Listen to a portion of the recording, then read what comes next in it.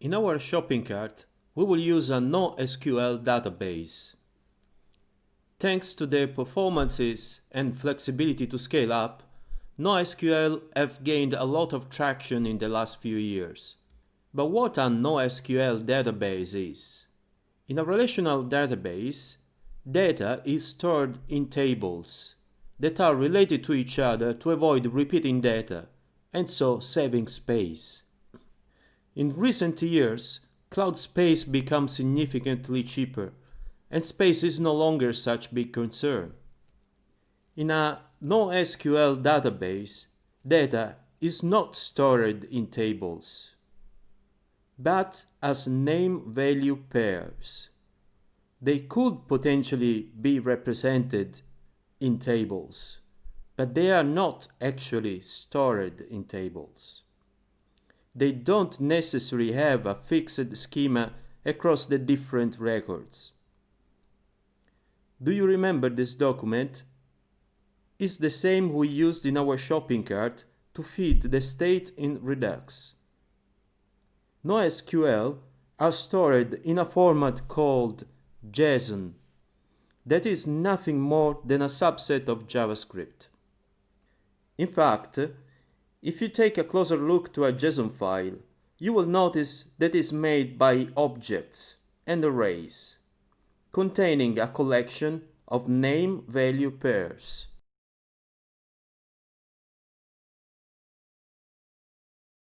Now, let's go through some NoSQL vocabulary, which is slightly different from the terminology used for relational databases. First of all, as we said, in a NoSQL you don't have tables, but collections.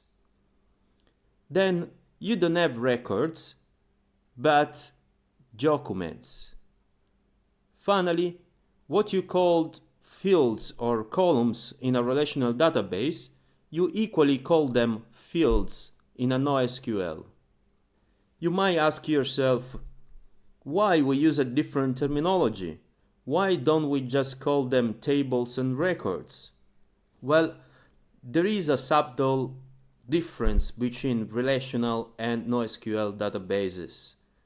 In a relational database, the data is tied to a fixed schema, which cannot change from a record to another. Instead, in NoSQL, you have no such requirements. For instance, in one document of the collection, you could have a discount field which is not present in all or some of the rest of the documents. This characteristic gives a lot of flexibility to developers. Imagine, for instance, that you want to create a content management system where each user can create its own custom interface. You can still achieve that with a relational database, but it will be much easier to design a NoSQL database for this purpose. Alright, I hope you got a good overview of what a NoSQL database is, and we can move forward to develop the database for our shopping cart.